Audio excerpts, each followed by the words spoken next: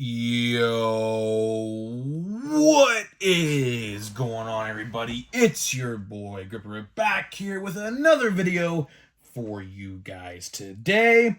And in this video, we're going to be talking about a bad change that Topps made to 2023 Topps Series 2. I don't think a lot of people are talking about. I don't think a lot of people are talking about this, and I want to talk about it to raise awareness and bring it up so that way you guys are aware of what's actually going on. So before we get into all that, thank you guys so much for joining me on this video today. Can we get a minimum of 100 likes on today's video, as that is the best way you can help me grow this channel is by hitting that like button. And speaking of growing the channel, we're doing a giveaway. We're going to be giving away hobby packs of Series 2. All you got to do to enter is be publicly subscribed, like this video, turn post notifications for all the content on the channel, and comment in the comment section what or who your all-star representative is going to be on your favorite team, and go subscribe to my new channel, link in the description. I will pick the winner once we hit 7,000 on this channel and 1,000 on the new channel. So hopefully you guys do participate in that. And let's get right into it, I guess, shall we? So this topic today comes from a real-life situation, and I saw it today firsthand. So I did go to Target, in case you guys didn't hear. So on last Monday, 6 days ago, I went to the same Target I went to today and to look for Series 2, because I was like, well, maybe there would be some Series 2 on the Target shelves on Monday, because, Series 1, there were, packs and boxes of Series 1 out at Walmart and Target before Series 1 came out. And I was like, well, let's try our luck at Target and see what happens. And unfortunately, we didn't find anything on Monday. But today, fast forward to Sunday, or really Saturday, because this is, of course, a day later, I did find some Series 2 today. I did find some Series 2. And that is my pickup of the day. We got a blaster box of Series 2, but it's not with me right now. It's downstairs on my washer because I forgot to bring it upstairs. But yes, I did pick up a blaster box of Series 2. One of two that were there, by the way. One of two that were there. And then they also had miscellaneous packs, random retail packs, which I'll tell you right now. If you have the chance to buy these retail packs, don't do it. I'll tell you why.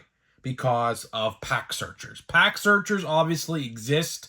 They still do what they do. Of course, you guys know how it works. Is if the pack doesn't bend, you have a relic card, because obviously the relic doesn't bend. So if you can steer clear from those packs at all costs, I recommend you do that. My Target had 2 full boxes. I don't know how many boxes are or packs are in a box. I like to say it's 24. So there was literally 2 full boxes of random miscellaneous Series 2 packs, and they were not gone. But on the other hand, with the Series 2 blaster boxes, there's only 2 left. So I got one of them. Of course, I didn't even notice this, but after I bought it, I did. The box is all destroyed. It has a big dent in it. Hopefully the cards aren't damaged, but I will use that. I'll use that box for a channel members only video, and I'll get another box that's in better condition to put in the background here, obviously, because the box is really dented. I didn't even notice it at first, but I flipped it around and it would be like this side too, with the up and down, big dent right in the middle of it. I didn't realize it, but hopefully cards are all right, and I think they will be. It wasn't that bad. Believe me, if I would have noticed it right up front and firsthand, I would have put it back down and got the other box. But I hope nothing bad comes out of that. But I was sitting there today, and the card section at Target was pretty full. And there was other things that were brand new, like Optic Football, which my brother said was completely trash. So I was actually contemplating on buying one of those boxes, but my brother said they were bad, so I didn't. I just left them. There was about 20 of them. There was actually, out of everything that was there, dare I say, Series 2 was the least full out of all the other products there. Dare I say that? I think I'm going to, because everything else was not touched at all. Series 2 was almost all gone, but everything else, like Optic Football, there was Optic Basketball. I think the new Optic Basketball boxes, I think those are new. Everything else was still intact, right? And I was sitting there looking through the boxes, and I said to myself, let's check out the Series 2 odds, because I was like, I didn't see odds for blaster boxes yet. And of course, I wanted to see, because I said to myself, well, depending on how much I buy is depending on the odds of the particular boxes and packs. Well, guess what?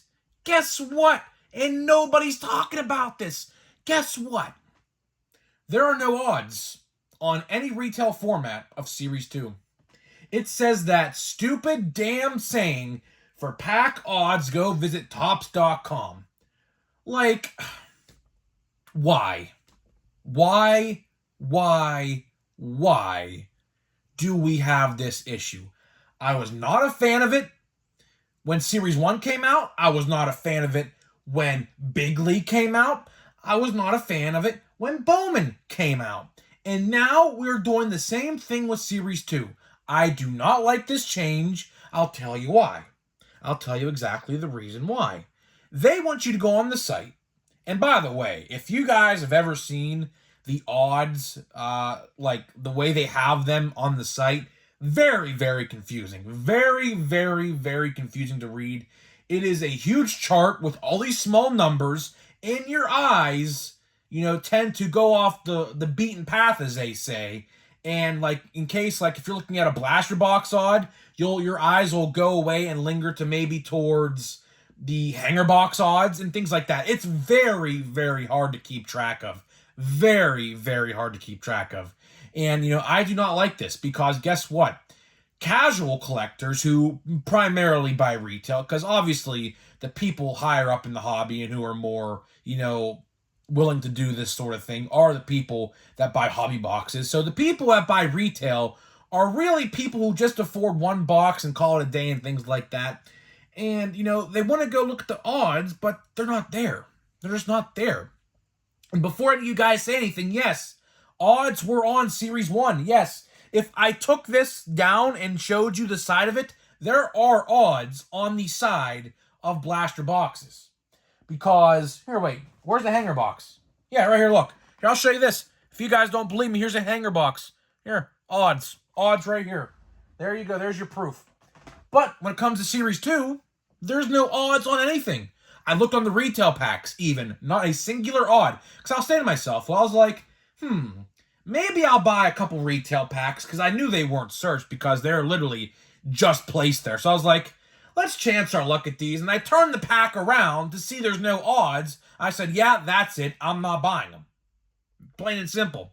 Because I, the collector, don't want to go visit stupidtops.com more than I have to, because it's so long and so hard to actually get to the odds portion of the website. You have to jump through all these different hoops. You have to confirm you're not a robot and things like that. It is, like I said, try going on to the odds section, or odds like the spreadsheets they have. They are very, very, very hard to understand. They are. I am one for numbers. I like to look at analytical data. And I'll tell you right now, with how small the letters and numbers are on these spreadsheets they have, it's very confusing to read. It is, especially on a phone. Now, on a computer, it could be a little different. But on the phone, where I check all my stuff, of course, obviously, probably 99.9% of you would check it on your phone anyways. Very hard to read. Very, very hard to read. And I don't like this because, again, let's talk about Series 1 for a minute. You guys know, you and I both know, that Series 1 retail sucked. It was awful. It was awful. 1 in 99 gold for Series 1 blaster box, right? 1 in 99 gold. Everyone's telling me how blaster boxes and retail in general is better for Series 2. And to that, I actually want to agree. I have seen a few openings, not many, but a few. It looks like it is better, but at the same time, you have to understand this. They printed less Series 2 than they did with Series 1. But at the same time, you could also argue this as well, that they took a lot of parallels out of the jumbo format, which they did, and threw them into other formats, including retail, which they very well did as well. They did that too, right? So I could agree with you. I think Series 2 is better than Series 1 retail. But at the same time, why are they hiding the odds and making us go to the site? It may seem little to you, but in the grand scheme of things, particularly with Big League. Of course, you guys don't know, if you guys are unaware what Big League did, they hid all of the big parallels, or rookies, I should say, behind a foil board checklist, which they weren't numbered. But it was so astronomically difficult to pull like a Corbin Carroll, for example, or an Adley Rutschman out of Big League. You would have to spend hundreds upon hundreds of dollars to actually pull a good card like that, because they're behind a foil board checklist in which you're not guaranteed. Now, you're guaranteed the silver foil boards, but when it comes to the rookies that they were in blue and red foil boards, impossible. Literally impossible. If you bought one box, there is literally probably a 99.9% chance you were not getting a good foil board rookie. But let's get back to Series 2, because that's where it really ticked me off they hid the odds, because it said on the box, and I even saw a blaster box today of Big League at a Walmart I was at for the first time. Believe it or not, today is the first time I saw a Big League blaster box. I have not seen a singular Big League blaster box at all until today. My local Walmart never got them in. My Targets in my area never got them in. I had to go to Ohio to see one on the shelf, and I was like, holy crap, I actually found one. I was actually contemplating on buying that as well to put it in the background, because I literally have not seen one until today, right?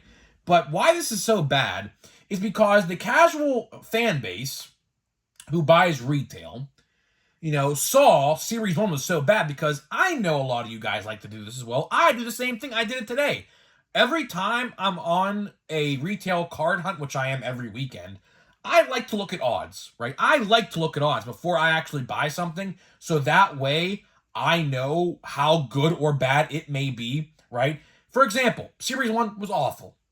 Did having odds on these boxes, because they were bad, deter people from buying them? Absolutely.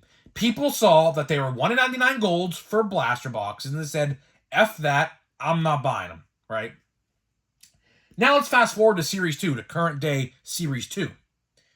They didn't put the odds on any retail format, and matter of fact, no hobby format. There is not a singular pack of hobby, jumbo, regular, silver packs, anything, with any odds at all. For a matter of fact, I don't even know what the odds are for silver packs. Now, of course, silver packs, I don't know if silver packs ever had odds on them. I never actually cared to look. But I'll tell you one thing, there is not a singular odd on the back of any silver pack. I have 3 of them for Series 2, and there is not a singular odd. So I have no idea how hard it is to pull a parallel. I don't know how hard it is to pull an autograph. I don't know nothing, right? But let's say a casual walks up to the shelves at their Walmarts or Targets or Barnes & Noble, because I heard Barnes & Noble has Series 2 right now too. Let's say they walk up to the shelf and they see Series 2. They pick up that box of Series 2 like I did and looked and saw, for more information, please visit Topps.com. And they said, well, I'm too lazy to do that right now. I'm just going to buy the box, right? That could very well be the reason why Topps is hiding the odds behind a website. I don't like this change. I don't know what they're trying to prove. I don't know why they're doing this, but it has to stop. I do not like the fact that they are putting odds on the website and not on the boxes. I'll say it once, I'll say it again. What stops them from going in to edit that site, that Google Doc or whatever it even is, and changing the numbers behind our backs without us even knowing? What stops them? Seriously, what stops them? At least when you have blaster boxes in print, it is fine detail that cannot be changed. On a website, it can be changed at any given time. Now, I'm sure if it was changed, people would spot something out by now. So luckily, I don't think we have a situation yet where that has happened. But who's to say that won't happen in the future? You know what Topps Fanatics did. Hell, their CEO just handed a soccer player a one-of-one Jackie Robinson cut autograph on a silver platter and knew it was in there. Well, the soccer player thought it was real. I'll tell you one thing, soccer player. I said it a couple days ago in the video. The CEO of Fanatics knew it was in there. I hate to break your heart, buddy. I know you're a collector. I didn't know you were a collector at first, but now I know you're a card collector. I hate to break your heart, buddy, but he handed you that card. It is what it is. It is what it is. But needless to say, Topps and Fanatics are shady like that. So what stops them from doing that? See, that is the problem, right? I just don't like that. We have been so used to seeing odds on every single box up until this year. Why change that? Why change that? And I'm genuinely surprised people aren't talking about this. Nobody is talking about this. Why? Why? I have not seen one video at all talking about removing odds from packs and boxes of retail and hobby now. In hobby. It's not a good look. It's not a good look. Because as a collector, I want to know how hard it is or easy to pull a certain parallel or a gold, for example, and things like that. But the fact that I got to go onto a website now and to see it just doesn't make any sense. It's not like you're not putting any ink on the sides of the boxes and packs. There's all sorts of ink, and things like that. So it's not like, what are you trying to do? Save money on this or something? I kind of feel like they're trying to save money for some reason. Now, of course, you guys do know, if you don't remember this, they are supposedly going towards eco-friendly packaging by the end of the year. I don't know what that means at all. Could we see a possibility where we have like cardboard, like wax packs like you would see in the 90s and the 80s and have no odds on the back of them at all or something like that? Could we be seeing that? I don't know. I genuinely think, the way we view baseball card boxes going forward is going to be different. I do think it's going to be different. You know how you like to see this stuff at the store, like how you see it right here on my videos? It's not going to be like that no more. I mean, it may look similar, but it's going to have a different feel. Like this cellophane wrap, I feel like, since it's plastic, or like it's like some sort of plastic, I do feel like if they're trying to get eco-friendly, that is one thing they get rid of. But then that leaves you with a security risk. Remember back in the day, hanger boxes didn't have wrappers on them? I bet you guys didn't remember that. Some of you may do. Some of you guys probably do. But if you didn't, if you weren't collecting before 2021, I believe they started doing it, there were no cellophane wrappers on hanger boxes. So that was genuinely, like, people literally searched those nonstop. Hangers back in the day actually used to be one of the worst formats to buy because it was very, very easy to search them. It was. All you'd have to do is press, like, I guess I guess I could show you with this, I guess. All you'd have to do, because just imagine if this was open, and by the way, the packaging got a little different. So back in the day, there used to be a lid right here you could open. All you'd have to do back in the day before they started including this wrapper was take your thumb, press in, and like do this, right? Or you could do it on the bottom as well, but as you see, they stopped having the flap down here as well. And you could see the cross section, and you could see like colored parallels, and if you had a relic and things like that back in the day. So, that is another genuine concern I have with this new eco-friendly packaging they're going to introduce sometime later this year, is things like that. And with that and the removal of odds, I don't know whose decision that was, but as a collector, it's not collector friendly. And right, Topps is apparently all about, take this with a grain of salt, the CEO of Fanatics even said this, they want to expand the hobby. Well, I'll tell you one thing, buddy, Mr. CEO. I handed a one-of-one Jackie Robinson card to somebody famous who didn't need the money and things like that. You should let a real collector who's not a multi-millionaire get the card, but it's okay, whatever. There's probably still more one-of-ones of other players out there, I have to imagine. I would hope. Maybe he's high in those as well. Who knows? But Mr. CEO out there said he wants to expand the hobby. Well, I'll tell you one thing. If you're going to hide odds on boxes and you're going to go towards a eco-friendly, plastic-free, cellophane-free wrapping, because I'll tell you one thing, eco-friendly means bye-bye plastic. Of course, you guys know Marvel Legends, if you're an action figure collector. They go to all cardboard now. All cardboard, no plastic at all in their packaging. And Topps is striving to do the same thing. So when the cellophane wrapper is removed, hopefully it's not, but eco-friendly means bye-bye plastic.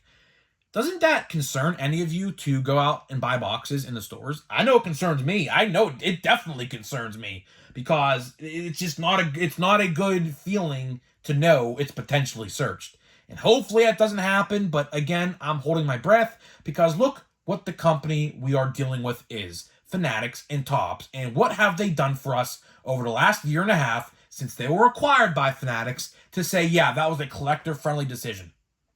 Nothing. The Silver Pack promotion for Chrome last year was an utter disgrace. Literally put base cards in those packs, which was ridiculous. I still think that's a horrible decision. Hopefully this year's Chrome, whenever that does finally come out, hopefully in July, when I don't expect it. If you watched my video yesterday, I talked about that. We're definitely in for a lot of delays this year, so buckle up for that, because it's definitely coming. But hopefully this year's Chrome is good. I'm not holding my breath, though, because they'll find a way to mess it up. They'll find a way to mess it up. They messed up last year's Chrome. If they just made those 3 guys that were short prints base cards last year, none of these problems would have happened. Not one. Not one. But here we are. And again, if you guys don't believe me, here it is. For approximate odds, please visit Topps.com. And I find it funny, right? It's not like they're not putting anything on the back of the boxes and packs. It's all the no purchase necessary stuff. Which, again, it makes no sense. It literally makes no sense. Like, why take off odds but keep that stuff on the box? You know, it just doesn't make any sense. It doesn't make any sense at all. So let's see what we got here. Hopefully it's not a base pack, which, again, looks like it definitely is. So, yeah, it definitely looks like a base pack. Ugh. You guys don't know. If you're new to the channel and watch my videos for the first time, there's Max Meyer. He's not bad. Ronnie Cueto, Giancarlo Stanton. You guys will know how much I disdain base packs and hobby boxes. And it looks like Oscar Cole's not bad.